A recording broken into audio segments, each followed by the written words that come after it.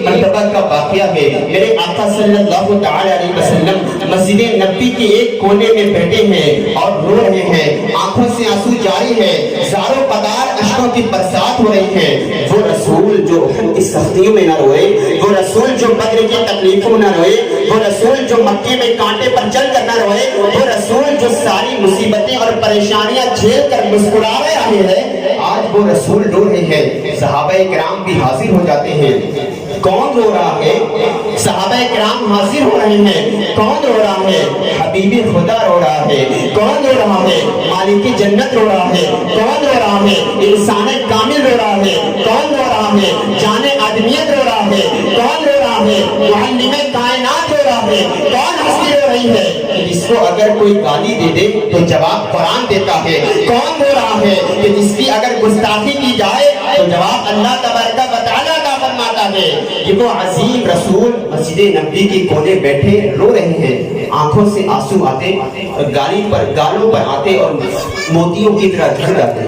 صحابہ کرام جو اپنی جان سے زیادہ پیار کرتے تھے، اپنی جان سے زیادہ محبت کرتے تھے، یا رسول اللہ آقا کبھی آپ کو روتا نہیں دیکھا، آج کیوں رو رہے ہیں؟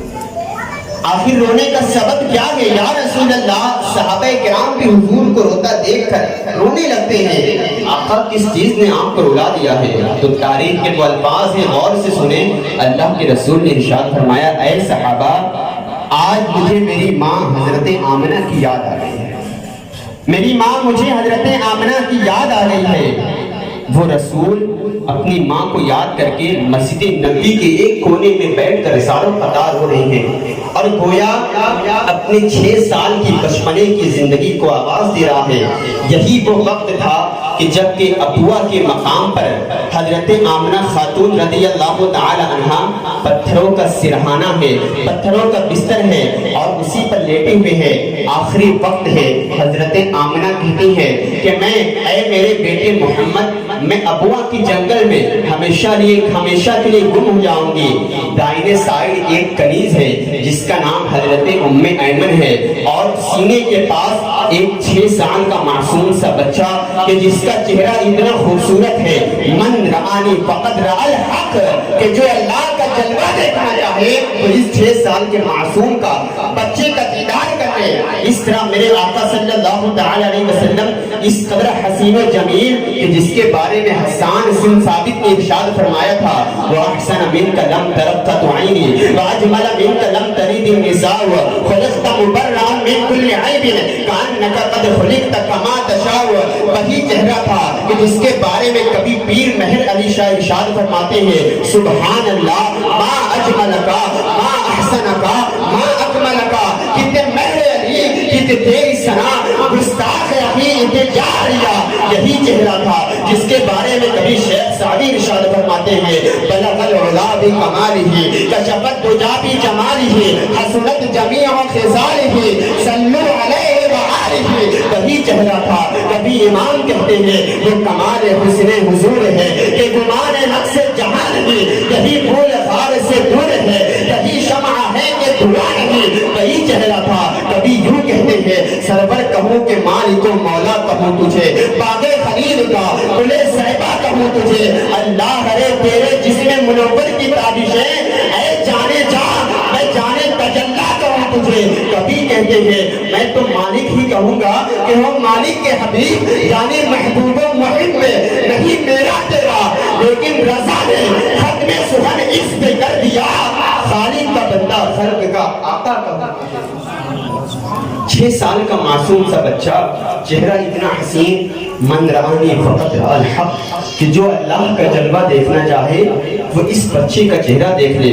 حضرت آمنہ خاتون رضی اللہ تعالی عنہا ارشاد فرماتی ہیں، اے میرے بیٹے محمد، میں ابوا کے جنگل میں ہمیشہ کے لیے گم ہو جاؤں گا، لیکن میں جانتی ہوں کہ میرا نام تا قیامت میرے اس بچے کی وجہ سے لیا جائے گا۔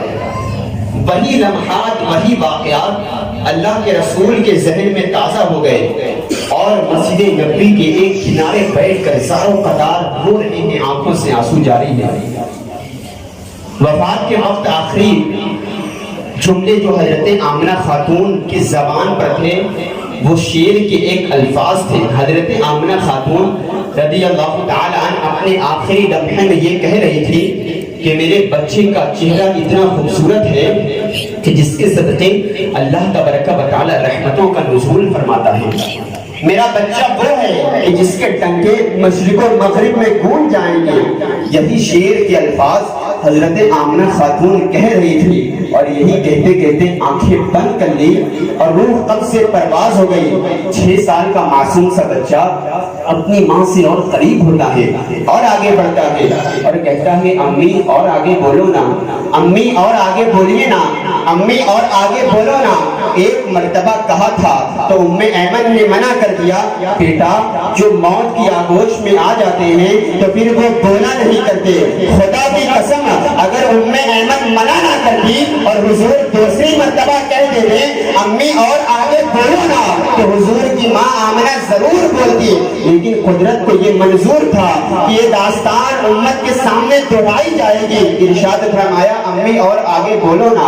ام ایمن نے منع کر دیا, بیٹا جو چپ ہو جاتے ہیں پھر وہ بولا نہیں کرتے. وہی لمحات حضور کو یاد آ گئے, آنکھوں سے آنسو جاری ہے. حضور نے ارشاد فرمایا صحابہ اب عشاء کا وقت آنے والا ہے, عشاء کا وقت آنے والا ہے. کاش میں تم لوگوں کو عشاء کی نماز پڑھا رہا ہوتا, جماعت کے ساتھ امامت کرا رہا ہوتا اور میری ماں مجھے اپنا بیٹا کہہ کر پکارتی, بیٹا محمد ادھر آ. ذرا آپ اس بیٹے کی چاشنی کو دیکھیں. قرآن جسے یاسین کہے, قرآن جسے طٰہٰ کہے, قرآن جسے والنجم کہے, قرآن جسے یا ایھا المدثر کہے, قرآن جسے کاف ہا یا عین صاد کہے, قرآن جسے انا اعطیناک الکوثر کہے. اور کون کہہ رہا ہے قرآن میں؟ وہ خدا کہہ رہا ہے کہ جس نے اپنے محبوب کے 3000 نام رکھے ہیں, وہ خدا کہہ رہا ہے. لیکن حضور ارشاد فرماتے ہیں کہ مجھے ان ناموں سے نہیں بلکہ میری ماں مجھے اپنا بیٹا کہہ کر پکارتی. صحابہ کہتے ہیں یا رسول اللہ آپ کیا کرتے, حضور آپ کیا کرتے؟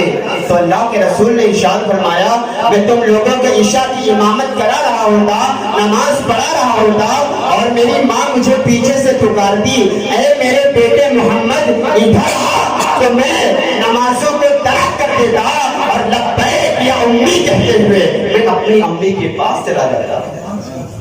آج ہمیں اس چہرے کا احساس نہیں ہے, آج ہمیں اس ماں کا خیال نہیں ہے, آج ہمیں اس ماں کی پرواہ نہیں ہے.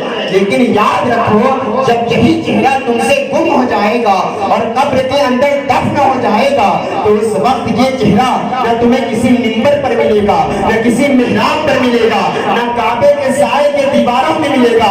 عرفات کے نظارے تو ہوں گے لیکن ماں کا چہرہ نہ ہوگا, مینا کی بہاریں تو ہوں گی لیکن ماں کا چہرہ نہ ہوگا, نکلتا ہوا چاند تو ہوگا لیکن ماں کا چہرہ نہ ہوگا, وقت پر سورج تو ہوگا لیکن ماں کا چہرہ نہ ہوگا, قرآن کا مصحف تو ہوگا لیکن ماں کا چہرہ نہ ہوگا, سب ہوگا لیکن ماں کا چہرہ